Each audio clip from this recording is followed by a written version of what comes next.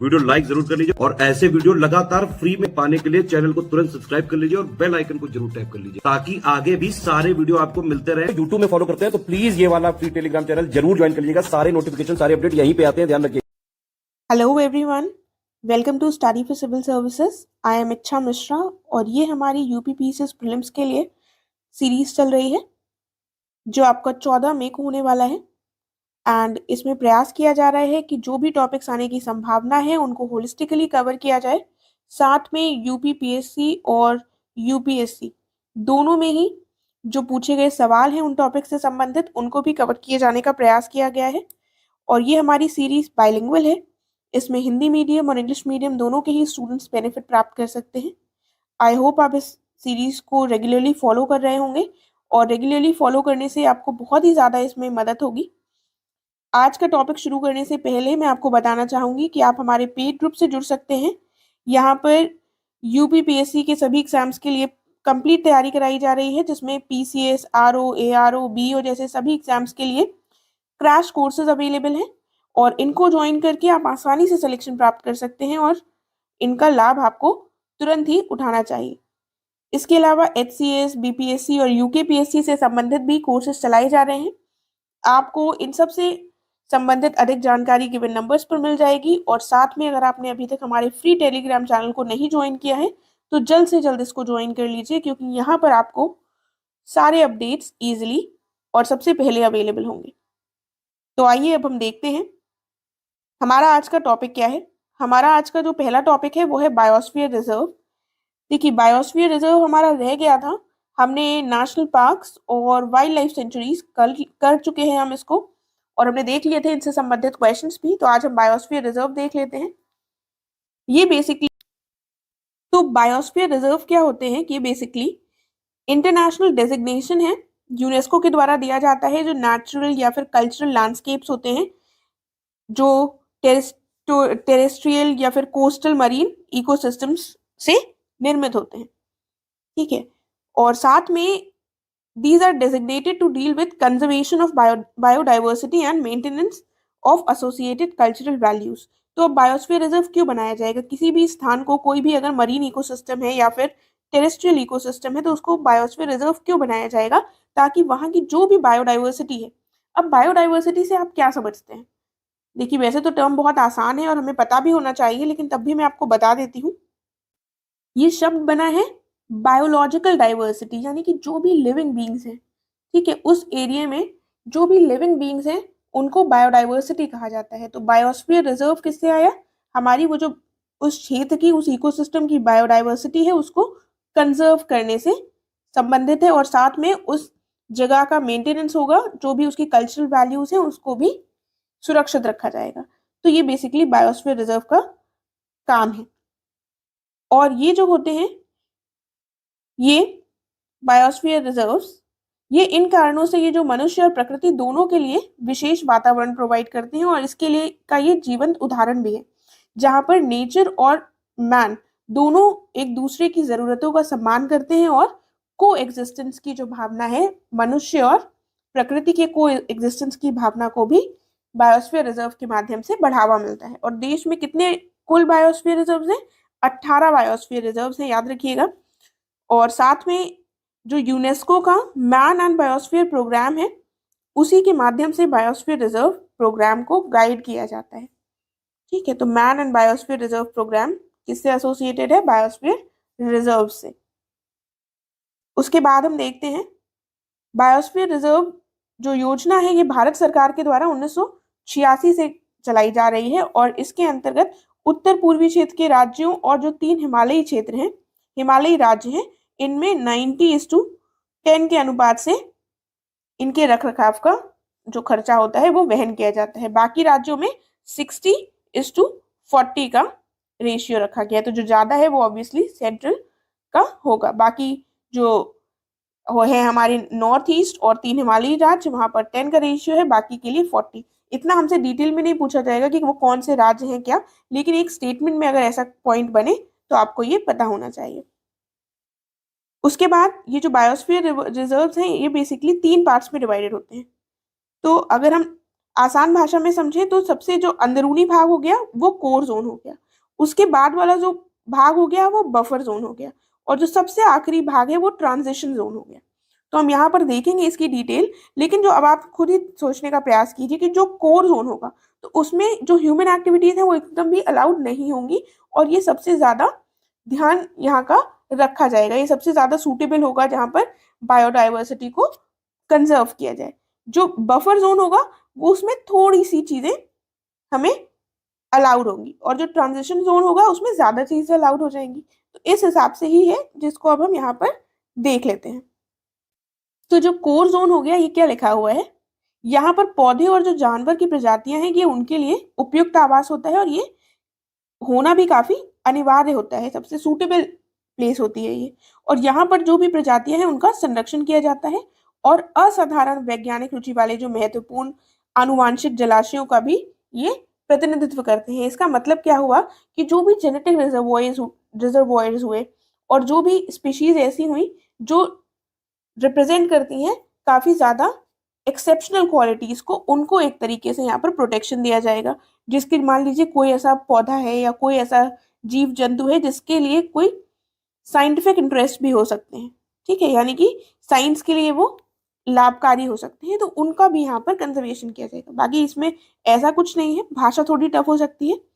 Core zone क्या हो सकता है, नेशनल पार्क भी हो सकता है, और सेंचुरी या प्रोटेक्टेड रेगुलेटेड जो एरियाज हमने देखे थे वो भी हो सकते हैं। यानी जो कोर जोन वाला पार्ट है यहाँ पर ये नेशनल पार्क भी हो सकता है, या फिर वाइल्ड लाइफ सेंचुरी भी हो सकती है, जो हमारे बनाए जाते हैं वाइल्ड लाइफ प्रोटेक्शन एक्ट 1972 के अंतर्गत। तो आई होप आप समझ गए होंगे इसको, इतना इसमें कुछ भी कॉम्प्लेक्स नहीं है, बस थोड़ा सा हमें देखना है इसके बारे में। फिर बफर जोन कौन सा हुआ, जो कोर जोन के बाहरी वाला हिस्सा बफर जोन हो गया। यहाँ पर तो यहाँ पर क्या होता है, ये जो क्षेत्र होता है बफर जोन का, इसका उपयोग और गतिविधियों को इस तरह से मैनेज किया जाता है कि जो कोर जोन की जो नेचुरल स्थिति है वो प्रोटेक्टेड रहे। और साथ में यहाँ पर क्या कर सकते हैं, यहाँ पर डिमॉन्स्ट्रेशन साइट्स हो सकती हैं for enhancing value addition to the resources, limited recreation किया जा सकता है, थोड़ा सा टूरिज्म को भी यहाँ पर अलाउ किया जा सकता है, फिशिंग ग्रेजिंग जैसी एक्टिविटीज लिमिटेड उसमें यहाँ पर हो सकती है। और साथ में रिसर्च और एजुकेशनल एक्टिविटीज भी इस क्षेत्र में अलाउड होती है। ह्यूमन एक्टिविटीज यहाँ पर हो सकती हैं, लेकिन ये ध्यान रखना चाहिए कि वो इकोलॉजी को ज्यादा अफेक्ट ना करें, ऐसा ना हो कि उनका बहुत ज्यादा खराब प्रभाव हो। तो ये हमारा बफर जोन में हो गया। कोर जोन में ऐसी कोई गतिविधि नहीं हो सकती थी। फिर हम देखते हैं ट्रांजिशन जोन। ये ट्रांजिशन जोन क्या है, सबसे बाहरी वाला क्षेत्र है बायोस्फीयर रिजर्व का, और ये आमतौर पर सीमांकित नहीं होता, यानी कि इसकी कोई जो बाउंड्री होती है वो ऐसी कोई फिक्स नहीं होती है, और इसमें बस्तियां, फसल की भूमि, और जो प्रबंधित वन होते हैं, और साथ में मनोरंजन के साधन यानी कि रिक्रिएशनल एक्टिविटीज भी हो सकती हैं। तो ये हमारा ट्रांजिशन जोन हो गया। तो बस आपको एक बार देख लेना है, और एक बार आप अच्छे से अगर देख लेंगे तो आई होप ये सब याद रहेगा आपको। फिर हम देखते हैं ये हमारी जो 18 बायोस्फीयर रिजर्व्स हैं वो। तो पहला जो ये देखिए, आपको सब लर्न करने पड़ेंगे 18, तो साथ में थोड़ा प्रयास कीजिएगा, ऐसा कुछ डिफिकल्ट नहीं है जो ना रट सके। कोल्ड डेजर्ट, कोल्ड डेजर्ट कहाँ पर है, हिमाचल प्रदेश में। नंदा देवी उत्तराखंड में है। उसके बाद कैंगचेनजोंगा, ये जो है ये सिक्किम में है, और इसको हिंदी में कंचनजंगा कहा जाता है। देहांग देबांग अरुणाचल प्रदेश में, मानस असम में, डिब्रू सैखोवा असम में, नोकरेक मेघालय में। देखिए, आप नेशनल पार्क के भी आपने नाम पढ़े हैं और वाइल्ड लाइफ सेंचुरीज के भी पढ़े हैं, तो आप कुछ का रेपिटेशन देख सकते हैं।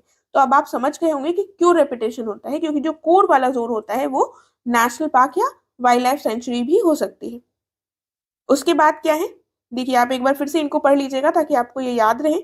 दूसरा क्या है, दूसरा है पन्ना मध्य प्रदेश में, पंचमढ़ी मध्य प्रदेश में। मध्य प्रदेश में 2 पीपी से हैं। उसके बाद अचना कमर अमरकंटक या अचान कमर अमरकंटक, ये मध्य प्रदेश और छत्तीसगढ़ में है। कच्छ गुजरात में, सिमलीपाल ओडिशा, सुंदरबन वेस्ट बंगाल, शेषाचलम आंध्र प्रदेश। और फिर अगस्त्यमल्ला कर्नाटक और तमिलनाडु, साथ में केरल, 3 राज्यों में पड़ता है ये बायोस्फीयर रिजर्व।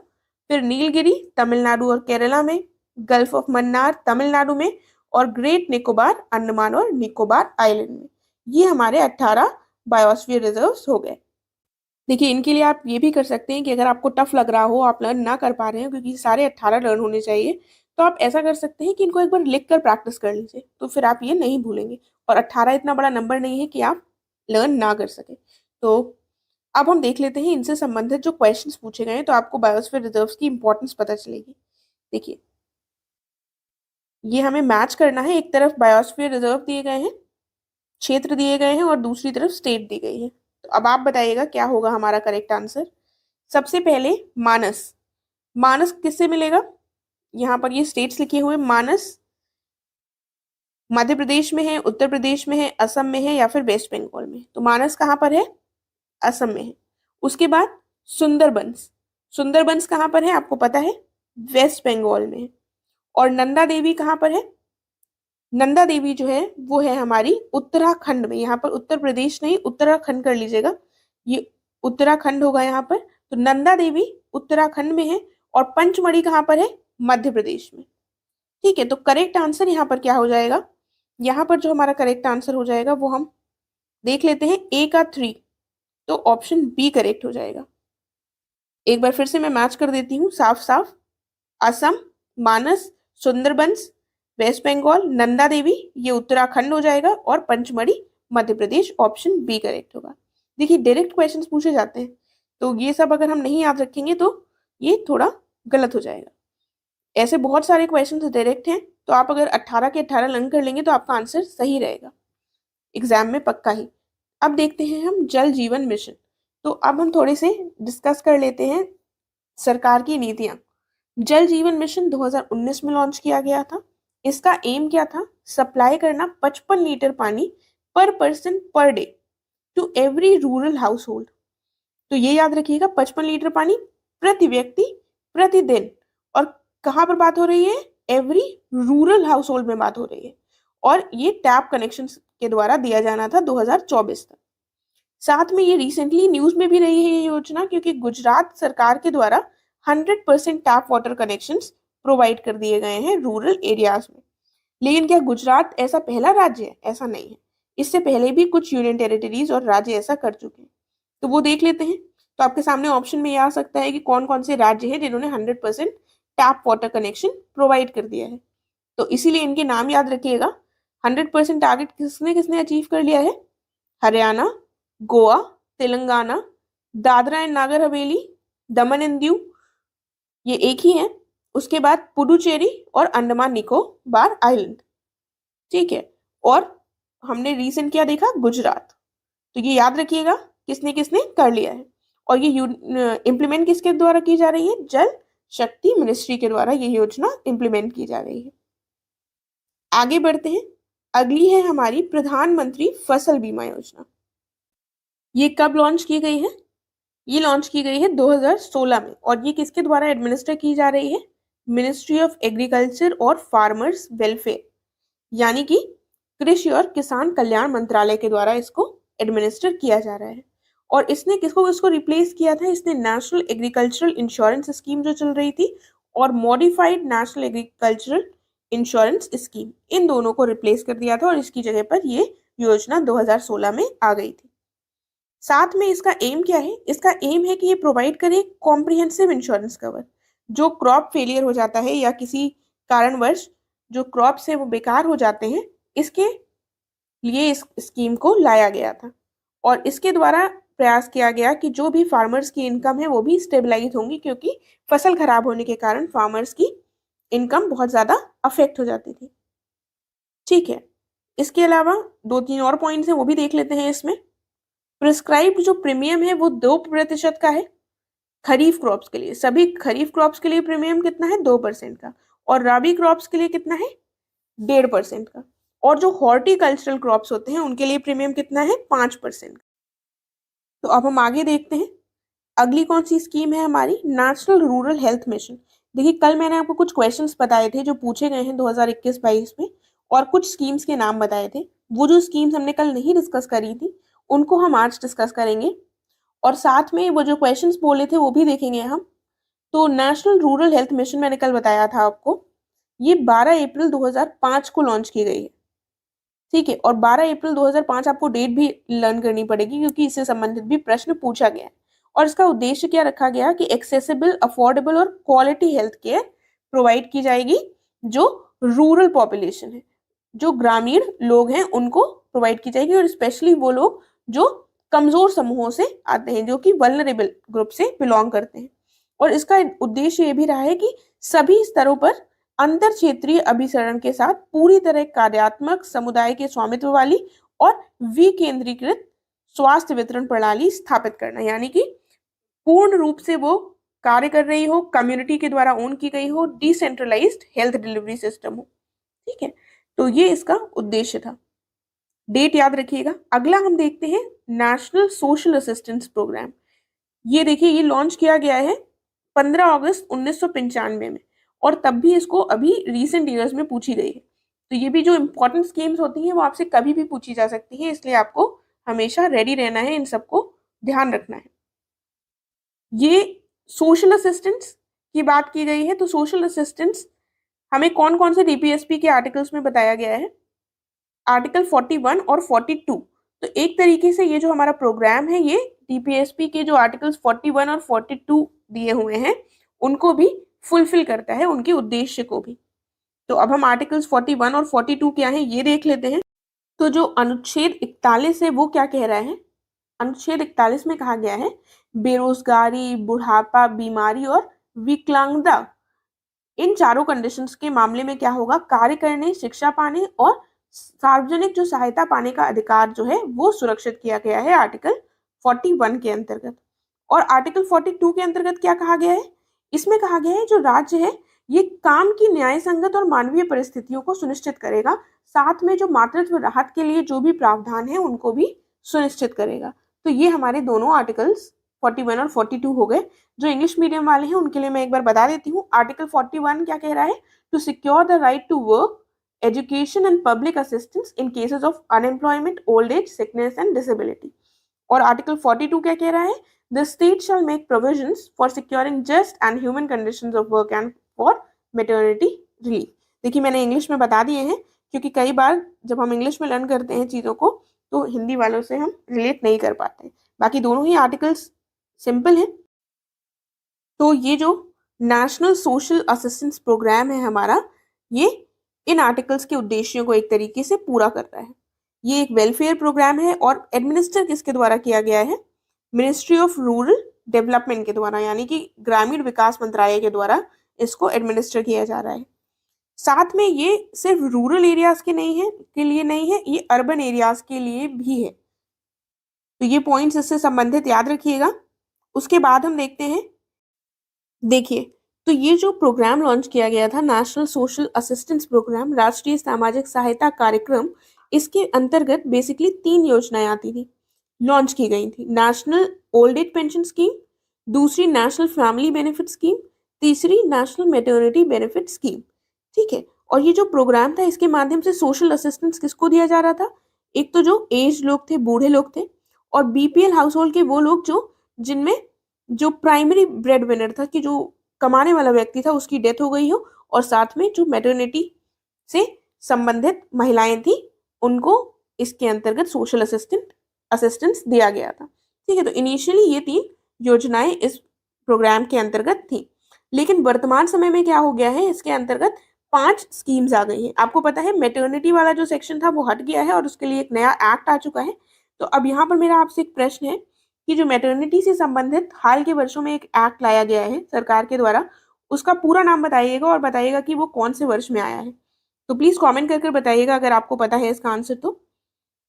तो वर्तमान में जो 5 योजनाएं हैं इसके अंतर्गत वो कौन कौन सी हैं? Indira Gandhi national old age pension scheme, Indira Gandhi national window pension scheme, Indira Gandhi national disability pension scheme, national family benefit scheme और अन्नपूर्णा स्कीम। ये 5 योजनाएं इस प्रोग्राम के अंतर्गत आती हैं। तो ये हमने देख लिया है जो भी चीजें थी इंपॉर्टेंट। अब हम देखते हैं स्वर्ण जयंती ग्राम स्वरोजगार योजना। तो ये जो स्वर्ण जयंती ग्राम स्वरोजगार योजना है ये कब लाई गई थी? ये लाई गई थी 1 अप्रैल 1999 को। और नाम से आपको पता चल रहा है इस योजना की इसका उद्देश्य क्या था? प्रोवाइड करना सस्टेनेबल इनकम, जो भी पुअर यानी कि गरीब लोग थे जो ग्रामीण एरियाज में रह रहे थे, निवास कर रहे थे, तो उनको एक तरीके से स्थायी आय प्रदान करना इसका उद्देश्य था। और उसके बाद हम देखते हैं संपूर्ण ग्रामीण रोजगार योजना। तो ये जो योजना है ये लाई गई थी 25 सितंबर 2001 को इसको लॉन्च किया गया था। और आगे चलकर ये योजना जो नरेगा, जो आगे चलकर क्या हो गया था, एमजी नरेगा, ठीक है, इसमें मर्ज कर दिया गया था। ये जो एमजी नरेगा हो गया था उसमें मर्ज कर दिया गया था। और एमजी नरेगा हमने पहले भी देखा है, हम इसको डिस्कस कर चुके हैं। इनिशियली ये नरेगा था 2006 में, और आगे चलकर इसको इसके नाम में परिवर्तन कर दिया गया था। तो इसको हम और यहाँ नहीं डिस्कस कर रहे हैं, इन योजनाओं को याद रखिएगा। एंड एक बात जो यहाँ पर ध्यान रखने वाली है वो ये है कि ये जो स्वर्ण जयंती ग्राम स्वरोजगार योजना है ये आगे चलकर 2011 में इसको रीनेम कर दिया गया था नेशनल रूरल लाइवलीहुड मिशन के नाम से, ठीक है। तो 1999 में कौन सी लॉन्च हुई थी स्कीम, स्वर्ण जयंती ग्राम स्वरोजगार योजना। और उसके बाद 2011 में ये क्या हो गई थी, ये हो गई थी नेशनल रूरल लाइवलीहुड मिशन। तो इससे भी संबंधित प्रश्न पूछे जाने की संभावना है, इसलिए मैंने आपको बता दिया है, इनको याद रखिएगा। आगे देखते हैं आम आदमी बीमा योजना। देखिए आम आदमी बीमा योजना ये लॉन्च की गई थी 2 अक्टूबर 2007 को। और दो बीमा योजनाएं थी जिनको मर्ज कर दिया गया था आगे चलकर, एक आम आदमी बीमा योजना और जनश्री बीमा योजना। इन दोनों को मर्ज कर कर एक नई योजना बनाई थी जिसका नाम भी क्या रखा गया था, आम आदमी बीमा योजना। और ये इफेक्ट में कब आती है, 1 जनवरी 2013 को। और इसके लिए एलिजिबिलिटी क्या है, 18 वर्ष का पूरा हो गया हो व्यक्ति या तो 59 ईयर्स उसने कंप्लीट कर लिए हो, इनके बीच में उसकी उम्र होनी चाहिए, ठीक है। इससे इस अवधि के बीच में यदि व्यक्ति की आयु होगी तो वो इस योजना का लाभ उठा सकता है। उसके बाद हम देखते हैं पीएम आत्मनिर्भर स्वास्थ्य भारत योजना। तो यहाँ पर आप ये देख सकते हैं कि जो योजनाएं पूछी गई हैं वो करंट की भी पूछी गई हैं और पुरानी भी पूछी गई हैं। तो जितनी ज्यादा से ज्यादा जो इम्पोर्टेंट योजनाएं आप याद रख सकते हैं उनको रखने का प्रयास कीजिएगा। ये जो योजना है ये लॉन्च की गई थी, जो बजट 2021-22 का था उसमें इसको अनाउंस किया गया था। और इसका एम क्या रखा गया था कि डेवलप करना प्राइमरी, सेकेंडरी और टर्शियरी हेल्थ केयर सिस्टम्स को, ये इसका उद्देश्य था। उसके बाद इससे संबंधित कुछ और पॉइंट्स भी है। इसमें कहा गया था कि देश के अंदर ही डेवलप करना मॉडर्न इकोसिस्टम जिसमें रिसर्च, टेस्टिंग और ट्रीटमेंट इन सबको बढ़ावा दिया जा सके। ये इनिशियली 6 साल के लिए इसको लॉन्च किया गया था। और इसका जो आउटले था वो कितना था, वो था 64,180 करोड़ परिव्यय के हिसाब से। इसको 6 वर्षों के लिए यानी 2025-26 तक के लिए इसको लॉन्च किया गया था। और लॉन्च हमने देख लिया है 2021-22 के बजट में किया गया था। फिर हम देखते हैं प्रधानमंत्री सुरक्षा बीमा योजना। प्रधानमंत्री सुरक्षा बीमा योजना 2015 में लॉन्च की गई थी। इसके अंतर्गत क्या था, 1 साल का एक्सीडेंटल इंश्योरेंस स्कीम ये है जो कि प्रत्येक वर्ष इसको रिन्यू किया जा सकता है। और साथ में ये कवर कर रही है डेथ और डिसेबिलिटी भी, यदि एक्सीडेंट से होती है तो उसका भी इसके अंतर्गत कवरेज प्रोवाइड किया जा रहा है। इसमें एज ग्रुप क्या है, 18 से 70 वर्ष तक। और साथ में 18 से 70 वर्ष तक के जो लोग हैं उनके पास एक सेविंग्स बैंक अकाउंट हो या फिर पोस्ट ऑफिस में अकाउंट हो, तो वो लोग इस स्कीम में एनरोल कर सकते हैं। देन जो इंश्योरेंस वैल्यू दी जा रही है वो क्या है, एक्सीडेंटल डेथ कम डिसेबिलिटी कवर जो है वो 2 लाख का है। ये कब दिया जाएगा, डेथ में या तो डिसेबिलिटी हो जाए एक्सीडेंट से। और 1 लाख का कब दिया जाएगा, जब पार्शियल डिसेबिलिटी हो जाए। तो ये थोड़े से स्टेटमेंट में यदि पूछ लिया जाए तो आपको बस पता होना चाहिए। देखिए आगे हम क्वेश्चन देखेंगे, उससे पहले मैं आपको एक चीज बताऊं। देखिए कल हम लोगों ने 2 योजनाएं डिस्कस की थी, जिसमें से एक थी अटल पेंशन योजना और दूसरी थी प्रधानमंत्री जीवन ज्योति बीमा योजना। और आज हमने क्या डिस्कस करी है, प्रधानमंत्री सुरक्षा बीमा योजना। देखिए ऐसे तो आप पढ़ेंगे तो आपको याद रहेगा, लेकिन जब एक साथ पढ़ लेंगे और फिर एग्जाम में जब क्वेश्चन आएगा तो आप कंफ्यूज हो जाएंगे। ये जो तीनों योजनाएं हैं ये 2015 में लॉन्च की गई है। और तीनों में जो डिफरेंसेस है वो मैं आपको एक बार बताना चाहती हूँ ताकि आप कंफ्यूज ना हो और आपको ये याद रहे। तो सबसे पहले हम देखेंगे प्रधानमंत्री सुरक्षा बीमा योजना। ये हमने देखा, इसमें 1 साल का एक्सीडेंटल इंश्योरेंस स्कीम है। और इसमें, एक सेकंड रुकिए, मैं यहाँ पर चार्ट बना देती हूँ तो आपको इजीली समझ आएगा। तो देखिए यहाँ पर क्या है, जो प्रधानमंत्री सुरक्षा बीमा योजना है, इसमें क्या हो रहा है, इसमें हमको 1 साल का एक्सीडेंटल इंश्योरेंस दिया जा रहा है और एज ग्रुप यहाँ पर कितनी है, 18 से 70 वर्ष की आयु के बीच में होंगे। और हमने ये देख लिया है यहाँ पर कितना हमें कंपनसेशन दिया जा रहा है। उसके बाद प्रधानमंत्री जीवन ज्योति बीमा योजना जो है, ये भी 1 साल का लाइफ इंश्योरेंस स्कीम है। इसको भी आप प्रत्येक वर्ष रिन्यू कर सकते हैं। और ये कवरेज कब दिया जाएगा, जब किसी कारण से डेथ हो जाएगी व्यक्ति की। और इसमें जो एज ग्रुप है वो याद रखिएगा 18 से 50 वर्ष की आयु के बीच में है। और इसमें एक चीज और है, इसमें लाइफ कवर दिया जा रहा है 2 लाख रुपए का डेथ के केस में। और प्रीमियम कितना देना है आपको, 330 रुपए प्रति वर्ष। ठीक है, इसमें ऐसा कुछ प्रीमियम का मेंशन नहीं है। उसके बाद आती है हमारी अटल पेंशन योजना। जो अटल पेंशन योजना है, इसके लिए जो एज ग्रुप है वो है 18 से 40 वर्ष। ठीक है, तो कैसे कैसे सब में जो एज ग्रुप है वो डिक्रीज होता जा रहा है। और अटल पेंशन योजना में हमने क्या देखा था, ये जितने भी लोग 18 से 40 वर्ष के हैं वो उनको बैंक अकाउंट है वो इसमें एनरोल कर सकते हैं। साथ में मंथली पेंशन इनको मिलेगी 1000 से 5000 के बीच में, जब वो 60 वर्ष की आयु को प्राप्त कर लेंगे। तो बेसिकली एज में सबसे ज्यादा कंफ्यूजन होता है, तो अब शायद आप कंफ्यूज नहीं होंगे। अब हम देखते हैं अपना क्वेश्चन क्या है। तो क्वेश्चन देखते हैं जो मैंने आपको कल बताए थे। ये क्वेश्चन पूछे गए हैं, आपके सामने है। आम आदमी बीमा योजना, पीएम आत्मनिर्भर भारत, आत्मनिर्भर स्वास्थ्य भारत योजना, प्रधानमंत्री जन आरोग्य योजना, प्रधानमंत्री सुरक्षा बीमा योजना। देखिए, जन आरोग्य योजना ये आयुष्मान भारत योजना से ही संबंधित है, इसलिए इसको मैंने यहाँ पर डिस्कस नहीं किया है, हम ऑलरेडी इसको डिस्कस कर चुके हैं। तो जल्दी से मैच कर लेते हैं यहाँ पर क्या करेक्ट होगा हमारा। आम आदमी बीमा योजना कब शुरू हुई है, जल्दी से बताइए, क्या हो जाएगा, ऑप्शन सी। ऑप्शन सी नहीं, ये नंबर 3 हो जाएगा, 2007 में। पीएम आत्मनिर्भर स्वास्थ्य भारत योजना 2021। प्रधानमंत्री जन आरोग्य योजना कब आई है, ये आई है हमारी 2018 में। और प्रधानमंत्री सुरक्षा बीमा योजना कब आई है, ये देख लेते हैं, ये आई है हमारी 2015 में।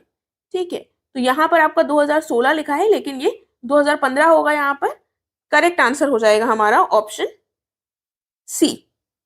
ठीक है, A3 से ये सी ऑप्शन करेक्ट हो जाएगा। और देखिए, अब आप सोच रहे होंगे कि यहाँ पर 2016 लिखा है जबकि हमने 2015 पढ़ा है। तो जब आप वेबसाइट चेक करेंगे तो वहां पर 2015 में ही इसको लॉन्च किया हुआ लिखा है। लेकिन अब क्वेश्चन पेपर अगर आप देखेंगे तो 2021 के क्वेश्चन पेपर का ये क्वेश्चन है, तो वहां पर ये 2016 लिखा है। तो आपको जब मैच करना होगा, आपको बाकी ऑप्शंस पता होंगे तो आप इसको करेक्टली मैच कर लेंगे। लॉन्चिंग डेट इसकी, लॉन्चिंग ईयर 2015 ही है वैसे। ठीक है, तो ये थोड़ी सी चीज़ें कंफ्यूजिंग हो सकती हैं आपकी, लेकिन इसमें आप कुछ नहीं कर सकते। आपको बस पता होगा जब बाकी को भी ईयर, तो आप उसको करेक्टली मैच कर लेंगे। यहाँ हमने देख लिया है, आंसर सी है। फिर देखते हैं अगला क्या क्वेश्चन है। ये क्वेश्चन 2022 का है। इसमें क्या दिया हुआ है, नेशनल रूरल हेल्थ मिशन और नेशनल सोशल असिस्टेंट प्रोग्राम, स्वर्ण जयंती ग्राम स्वरोजगार योजना, संपूर्ण ग्रामीण रोजगार योजना, ये सारी हमने डिस्कस की हैं। तो अब जल्दी से बताइए, नेशनल रूरल हेल्थ मिशन जो है ये कब लाया गया था, किस वर्ष में लाया गया है ये लाया गया है 2005 में। नेशनल सोशल असिस्टेंस प्रोग्राम 1995 में, स्वर्ण जयंती ग्राम स्वरोजगार योजना 1999 में, और संपूर्ण ग्रामीण रोजगार योजना 2001 में। देखिए, जो योजनाएं मर्ज हो चुकी हैं, जिनमें चेंजेस आ गए हैं, लेकिन उनसे संबंधित भी आयोग के द्वारा क्वेश्चंस पूछे गए हैं, तो आपको ध्यान रखना ही पड़ेगा। यहाँ पर हमारा इसके हिसाब से क्या आंसर हो जाएगा, ए हमारा 2 है, तो ऑप्शन बी 1, ऑप्शन ए हो जाएगा। ठीक है, ऑप्शन ए करेक्ट है।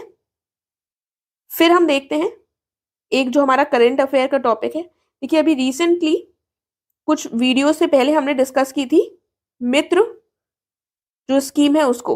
ठीक है, 1-2 लेक्चर्स में पहले हमने डिस्कस किया है।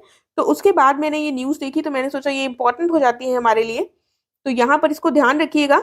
7 नए प्रधानमंत्री मित्र पार्क्स लगाने की बात की गई है, अनाउंस हुए हैं। तो ये कहाँ कहाँ पर अनाउंस हुए हैं ये देख लेते हैं। और आपको पता है इस स्कीम का फुल फॉर्म क्या है? प्रधानमंत्री mega integrated textile reason and apparel parks. ठीक है, तो ये जो नए पार्क्स बनने की बात हुई है, 7 नए पार्क्स अनाउंस हुए हैं।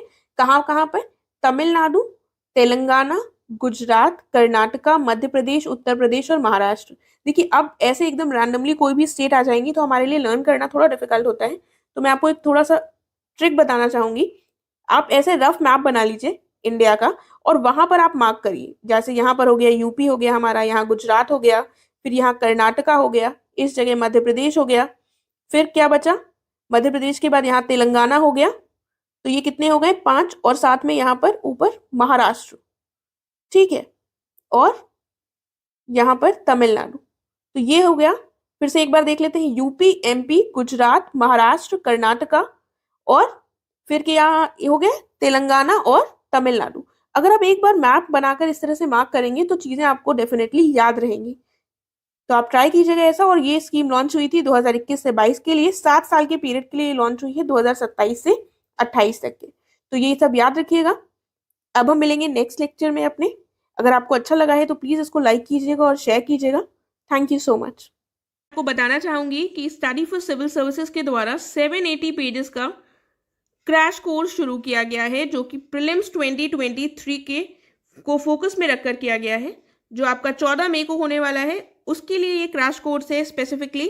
एंड इसको ज्वाइन कर आप डेफिनेटली अपने सिलेक्शन के चांसेस को बढ़ा सकते हैं। तो अगर आपने अभी तक ज्वाइन नहीं किया है तो तुरंत इसको ज्वाइन कर लीजिए और इन गिवन नंबर्स पर आप कांटेक्ट कर बाकी डिटेल्स की जानकारी प्राप्त कर सकते हैं।